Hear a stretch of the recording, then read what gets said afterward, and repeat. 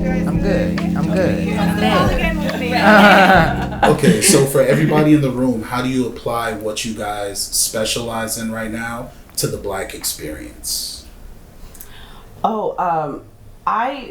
Try to target specific demographics for specific things. But one thing I very much like to do is expose Black people to things that they haven't seen before.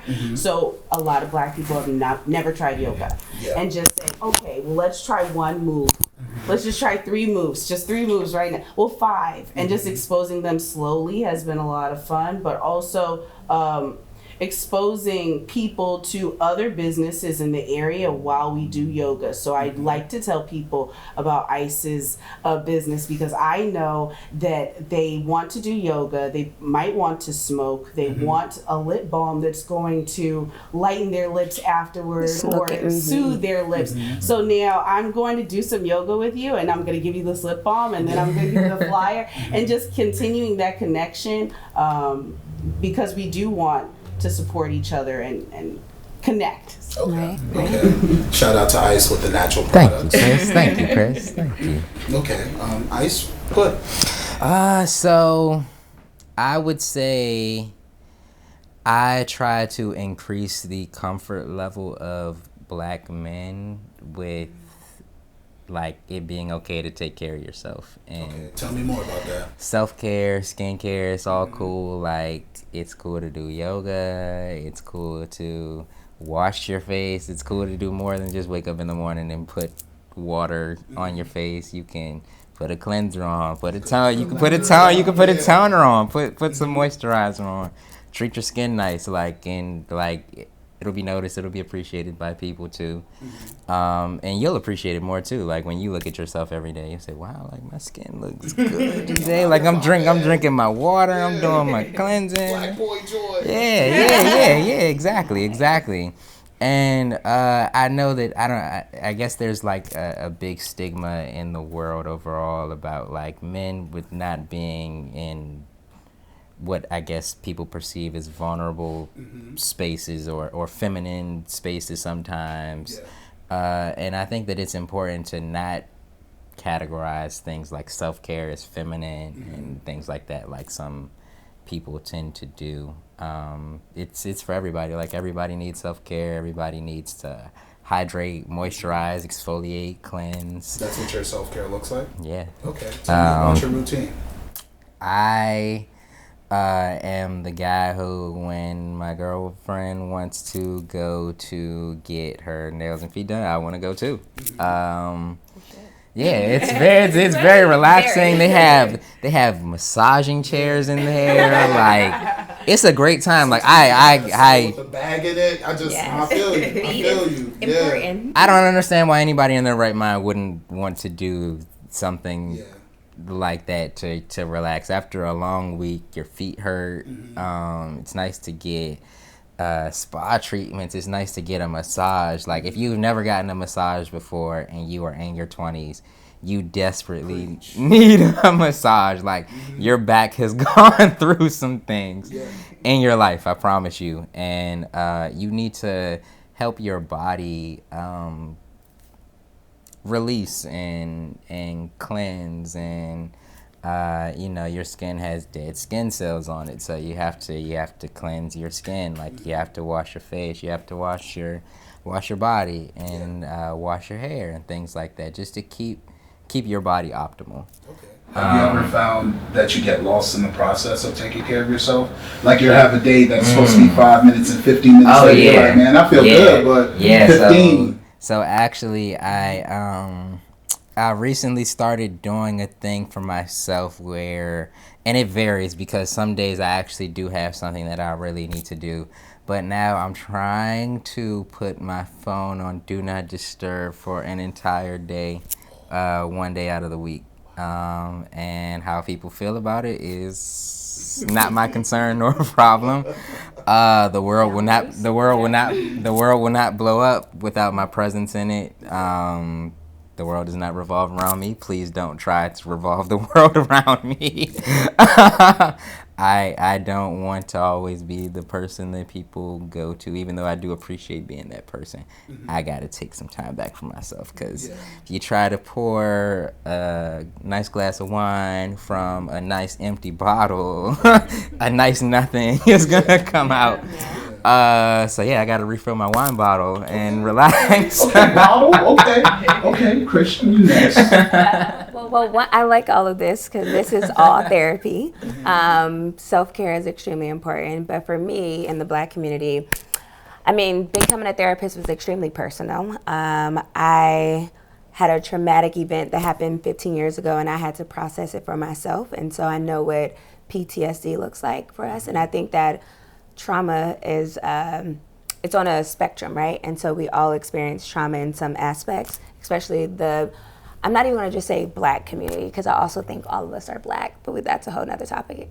But I'm going to say the marginalized community, the oppressed community, those who do not have a voice in such a systemic world. I try to just make sure that like I am advocating and speaking for those, researching and connecting them to people like this. Like, I have a community of like therapists, and we've worked together many times, you. So, and I've learned so much from you. Thank you. And so I'm always trying to connect the dots. I think that, I'm not from DC, but I'm from California, but there's a Black community everywhere you go. And there's a Black community who needs Black people to advocate for them. So whether I'm in California, my hometown, or here in Ward 8 or Ward 7, I'm going to make sure we are connected and changing the culture in the community every day. Okay, so I noticed at the beginning of the conversation on your part, you said this is therapy. How do you define therapy? Ooh, so therapy is whatever you want to do. Therapy is self-care. Therapy is putting your phone on Do Not Disturb. Therapy is saying, I need to go do yoga. I mean, I honestly tell my clients all the time, let's practice yoga, let's meditate. We do that in our practice. I'm always advocating for being intentional with self-care. So self-care is whatever you want to do. Therapy is whatever you want to do. If you want to come into the session and say, I just want to take an hour and just be quiet, I'll sit there and be quiet with you. I'll say I'm going to play a little music in the background. Does that help? Or if you want to come and cry, let's do that. If you need to come and just let's write down everything that's going on, or let's write a letter to your father who abandoned you and you're still trying to process those feelings, then we're going to do that too. Or we need to go out and take a jog together. That's it. I think that there's a really good book, and I'm sure you two will love it, because it's The Art of Communication, right? And I love The Art of Communication because I think that a lot of us, we struggle with communicating with one another, but it's all about spending time with self first. Right? You gotta understand who you are in order for you to understand somebody else. Okay. And you gotta understand your suffering to understand how to, work with somebody else in their suffering. So to me, that is all self-care. That's all therapy. That's all being intentional about your day and who you are and how you impact the world. Okay. What would you say to someone who says, I'd like to do things that are therapeutic, but therapy isn't for me? That's your prerogative, and I'm understanding of that. If you try a session with me once, then let's go from there and figure it out. And we can, I call myself a psychotherapist, right? There's social workers, counselors, or psychologists and all that, but being a psychotherapist, my goal is to tailor your sessions to your needs. And so I'm going to throw everything out. And I also hear this a lot, I don't want to just talk about my feelings. Well, let's not talk about your feelings. Let's talk about how we can get to step 1 to step 2. I am here to help you plan out your life, your goals, whatever you need, I will be that for you. And that is what a therapist should be. Because when you take the DSM out, that is therapy. What's the DSM? You've dropped it 3 times. Oh, and I hate the Diagnostic Statistical Manual, I believe it is. But basically, it has all of the B codes and disorders, diagnosis that us therapists have to go by. It actually tells you you have to meet 5 out of the 8 criterias in order to be bipolar. You know, a lot of people try to diagnose themselves with things, and it's like, no, you're really not that. Like, everybody has a little bit of something going on. We all deal with anxiety. We all deal with depression. We all deal with, you know, mood disorders. Like, we're all triggered, but it's when it's impacting your livelihood, your functionality, your day-to-day operations, that's when it's a diagnosis. Other than that, we're just all trying to manage. Yeah. Crystal, it's you. I like what she said a lot about communication.